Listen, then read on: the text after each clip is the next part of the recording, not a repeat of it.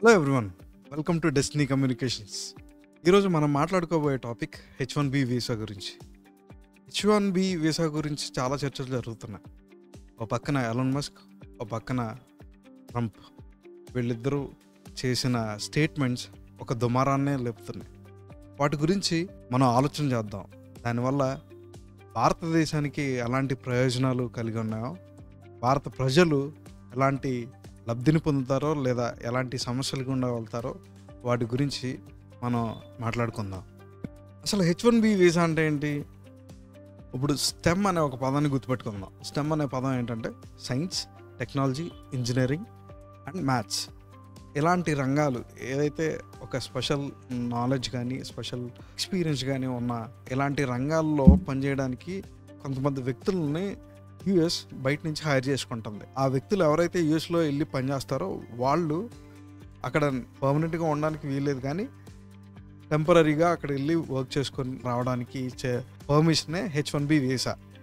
ఈ H1B visa గురించి చాలా పెద్ద దుమారం రేగుతున్న విషయం మీ అందరికీ తెలుసు. రీసెంట్ టైమ్స్లో ఈ దుమారానికి కారణం ఎవరా అని ఆలోచన చేస్తే శ్రీరామకృష్ణన్ అనే వ్యక్తి.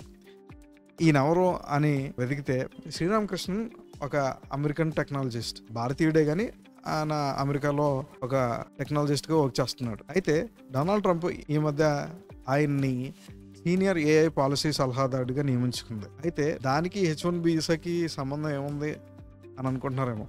ఏం లేదు, ఆయన H1B వీసా సపోర్టర్. ప్రవాస భారతీయులు కానీ లేదా ఎవరైతే టెక్నికల్ స్కిల్స్ ఉన్నవాళ్ళు అక్కడికి వచ్చి పని చేసుకొని అక్కడ స్థిరపడాలని ఆశపడుతున్నారో వాళ్ళకి వెసులుబాట్లు కనిపించాలి అనే వ్యక్తుల్లో శ్రీరామకృష్ణన్ కూడా ఉన్నాడనమాట. అయితే డొనాల్డ్ ట్రంప్ దీక్షతగా ఉన్న వాళ్ళ పార్టీలోనే రెండు గ్రూప్స్ ఫామ్ అయినాయి. ఒకటి ప్రో H1B, ఒకళ్ళు యాంటీ H1B.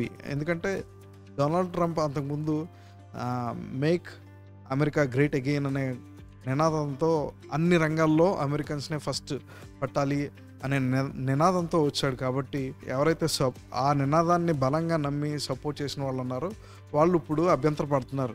ఎందుకంటే రీసెంట్ టైంలో జనవరి 1 నుంచి ఇప్పటి వరకు చూసుకున్నట్లయితే డొనాల్డ్ ట్రంప్, ఎలన్ మస్క్ వీళ్ళిద్దరూ H1B వీసాలకు సపోర్ట్ చేసే స్టేట్మెంట్స్ని చేశారు. అందువల్ల ఇది ఇంకా దుమారానికి దారితీసి చర్చగా అయిపోయిందనమాట. H1Bకి మనకి సంబంధం ఏంటో అనుకుంటున్నారా? H1B వీసాల వల్ల భారతదేశ ఆర్థికంగా టెక్నాలజీ పరంగా కూడా మనం అభివృద్ధి చెందుతాం అన్న విషయం మీకు తెలుసా? ఎందుకంటే ఈ మాట ఎందుకంటున్నానంటే, ఇప్పుడు సపోజ్ ఒక ఇండియన్ అమెరికా వెళ్ళి అక్కడ సెటిల్ అయ్యాడు అనుకోండి, ఆ డబ్బులు మళ్ళీ ఎక్కడికి వస్తాయి? ఇండియాకే వస్తాయి. ఆ ఇన్వెస్ట్మెంట్స్ ఎక్కడ జరుగుతాయి? ఇండియాలోనే జరుగుతాయి. సో ఇన్కమ్ ఎక్కడ గ్రోత్ అవుతుంది? ఇండియాలో కూడా గ్రోత్ అవుతుంది. ఒక రకంగా అమెరికాకి బెనిఫిట్, ఇటు ఇండియాకి బెనిఫిట్. అసలు రీసెంట్ టైమ్స్లో ఎంతమంది భారతీయులు H1B వీసాకి అప్లై చేశారో ఒకసారి చూద్దాం. 2024లో సెప్టెంబర్ నాటికి దాదాపు 1.3 lakh H1B వీసా అప్లికేషన్లో దాదాపు 24,766 వీసా అప్లికేషన్స్ భారతీయులకే వచ్చాయంట. అంటే దాదాపు 5గురిలో ఒకరికి ఖచ్చితంగా అది భారతీయుడికి H1B వీసా వచ్చింది. ఇక్కడ కంపెనీలు ఏవేవి ఎంతమందిని పంపించాయో కూడా చూద్దాం. భారతదేశ సంస్థలైన ఇన్ఫోసిస్ ఫస్ట్ ప్లేస్లో ఉంటే TCS సెకండ్ ప్లేస్లో ఉంది, HCL థర్డ్ ప్లేస్లో ఉంది.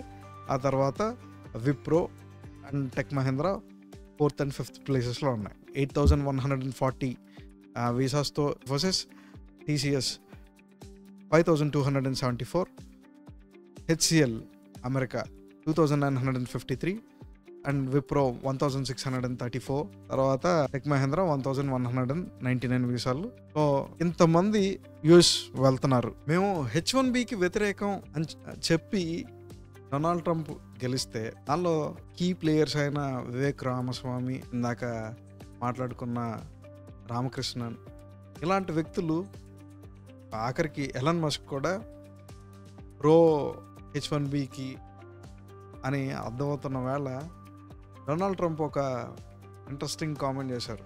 అమెరికాకి టాలెంటెడ్ పీపుల్ కావాలి, వాళ్ళ వల్లే మేము ఇంత దాకా వచ్చాము అన్నట్టుగా మాట్లాడారు అన్నమాట. సో ఒక పక్కన చెప్పకనే చెప్తూ మా కంపెనీలో కూడా చాలామంది H1B వీసా కార్మికులు ఉన్నారు, they are working with us అని చెప్పి ఆయన చేసిన స్టేట్మెంట్ ఎవరైతే H1Bకి ఆపోజిట్గా ఉన్నారో వాళ్ళని కలిసివేశాయి. సో ఇక్కడ అసలు ప్రాబ్లం ఏంటి అని అంటే, కొన్ని షెల్ కంపెనీస్ కొన్ని ఫేక్ ఎక్స్పీరియన్స్తో తక్కువ జీతాలకే మనుషుల్ని అక్కడ ప్రొవైడ్ చేసి నేటివ్ అమెరికన్స్కి జాబ్స్ రాకుండా చేస్తున్నాయి అనేది ఒక వాదన. అయితే నేటివ్ అమెరికన్స్కి రావాల్సిన శాలరీ రాకుండా వేరే దేశాల నుంచి వచ్చిన ప్రజలు తక్కువ శాలరీ, అంటే అక్కడ నివసించడానికి అవసరమైన శాలరీ ఏదైతే ఉంటుందో దాని పరిమితిని తగ్గిస్తున్నారు. దానివల్ల అమెరికన్స్ సఫర్ అవుతున్నారు అనే వాదన కూడా ఉంది. అయితే ఎలాన్ మస్క్ ఒకవైపు ఈ యొక్క H1B వీసా మద్దతుదారులకు సపోర్ట్ చేస్తూనే ఇంకో ఇంట్రెస్టింగ్ కామెంట్ కూడా చేశారు. అవసరమైతే యుద్ధానికైనా నేను సిద్ధమే అన్నారు. కానీ H1B వీసా ప్రక్రియలో కొన్ని మార్పులు చేర్పులు చేయాలి. కేవలం బేసిక్ పేని మార్చి H1B వీసా ఎవరైతే తీసుకోబోతున్నారో వాళ్ళ మీద అధిక రుసుము చెల్లించి దాని మీద కొన్ని నియమ నిబంధనలు పెడితే ఈ యొక్క ప్రాబ్లంకి సొల్యూషన్ కాదు అని చెప్పారు. అలాగే ఇంకో విషయాన్ని కూడా జ్ఞాపకం చేశారు. టెస్లాను బిల్డ్ చేయడానికి కానీ స్పేస్ ఎక్స్ని బిల్డ్ చేయడానికి కానీ H1B వీసాదారులే ఎంతో కీలక పాత్రను పోషించారన్న విషయాన్ని మీరు మర్చిపోవద్దు అని చెప్పారనమాట. సో దీన్ని మనం కన్సిడర్ చేసుకోవాలి. అయితే H1B వీసాకి సంబంధించి ఇండియన్స్కి రీసెంట్గా ఒక గొప్ప న్యూస్ అయితే వచ్చింది. అదేంటంటే ఎవరైతే రెన్యువల్ చేసుకోవాలో అది వరకు ఇండియా వచ్చి రెన్యువల్ చేసుకుని వెళ్ళాల్సి వచ్చేది. అయితే రీసెంట్గా ఆ యొక్క అవసరం లేకుండా సేమ్ కంట్రీలో ఉంటూ రెన్యువల్ చేసుకునే ప్రక్రియను గవర్నమెంట్ ప్రారంభించింది. So it is a good news for the people who are living in America.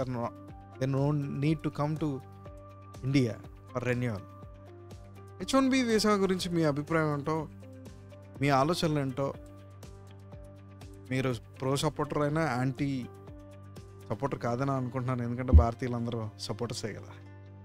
So దాని గురించి ఎలాంటి సంస్కరణలు, అంటే ఫేక్ వాటి గురించి, ఫేక్ పాలసీస్ మరీ స్ట్రిక్ట్ చేయడం వల్ల